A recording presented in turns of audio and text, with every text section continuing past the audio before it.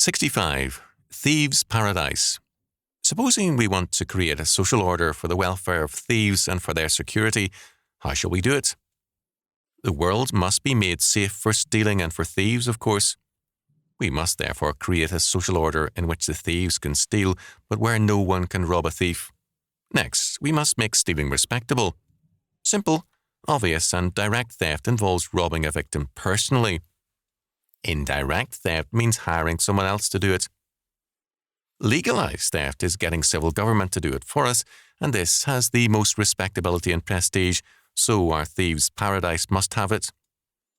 To make matters all the better, our legalized theft must have the prestige of approval from economists and experts, and what can better qualify than a managed money which is debased and inflated? Inflation is a simple process. It's what happens when a dishonest farmer adds water to the milk.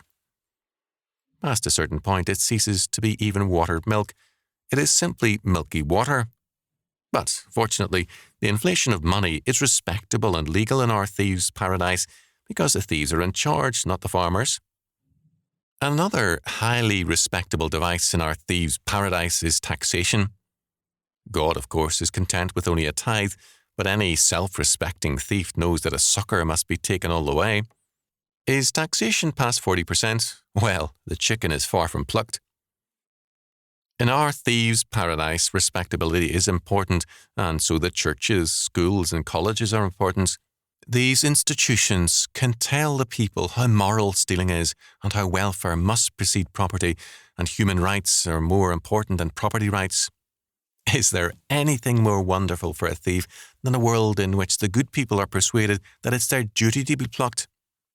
Moreover, why not add to this new morality of a thieves' paradise the idea of a world union of thieves to avoid wasteful competition?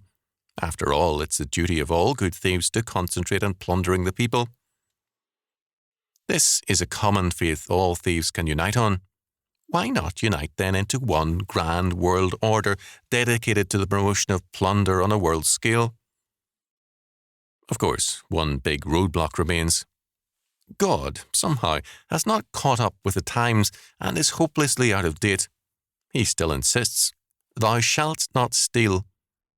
Such an obsolete and antiquated morality, and this very dated God, must gently be done away with. If we say, "Thou shalt not steal," it applies only to the citizens who must not steal from the thieves.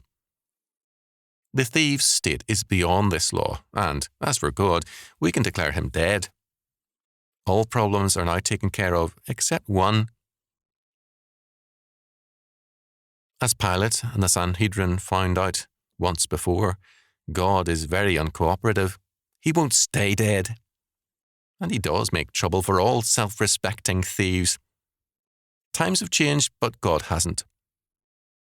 It makes for quite a problem, but not for God.